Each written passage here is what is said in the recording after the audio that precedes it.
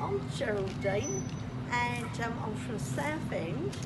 So I'm Simon and I'm originally from Billericay. I was in a house and that and I just went to a landlord, I had a breakdown and that and decided I didn't want to be in my house no more. And then I went into this other house in Avenue Road and that, and I thought everything was going to be perfect. I was there for a whole year and that I didn't really know what was going on. Well, basically it was a silly little domestic incident with my elderly parents and my brother, who got a little bit out of hand, and parents decided to take my brother's side in it, and basically threw me out on the streets of Billericay just before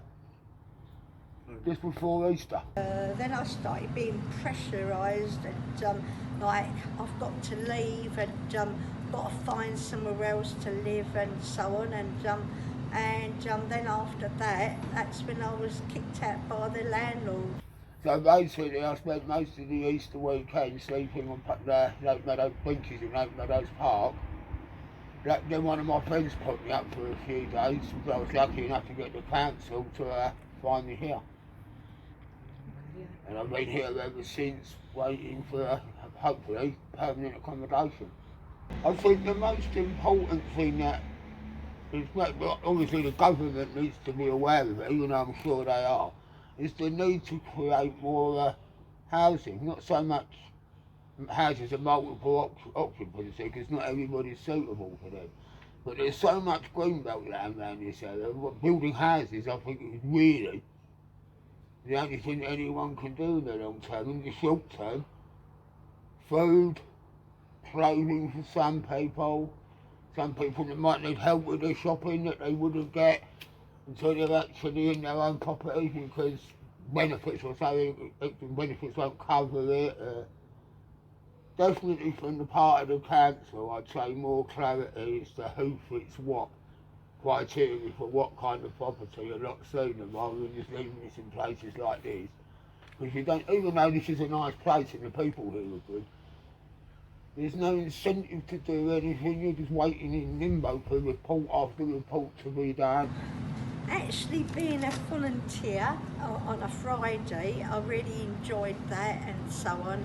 And also, not just that, also being able to at the end of the day after doing everything and that and cleaning up, being able to sit and talk to the volunteers and the workers and that, which I really did enjoy, going out with them and that for like meals and other bits and pieces and so on. I think something like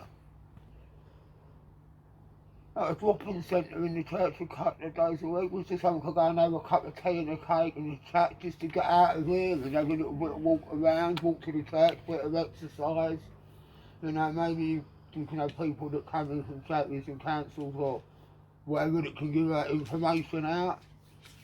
Or things like that, you know, make people more aware of what is actually available to them. Because you know as well as I do, when it comes to government departments and things like that, it's everywhere they tell you you're entitled to something, you've got to go and sniff around and dig for it. So maybe more, just something to pep people up during the week when most of the university and give people a little bit of incentive every so often to go and do something like have a drop in and chat or coffee or tea. Or all people, they need contact with other people. And some people are actually scared to go and ask for it individually, I think. So, just suppose in your church said, right, we're going to have like a coffee morning for homeless people on a Wednesday. We could get 3 or 4 of us to all go from here.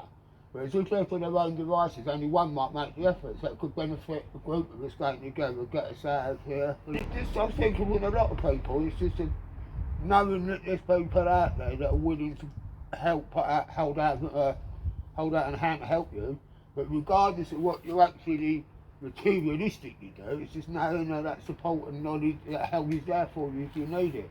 Even if it is just for a little chat and a pep talk to cheer you up. What will you do to end homelessness?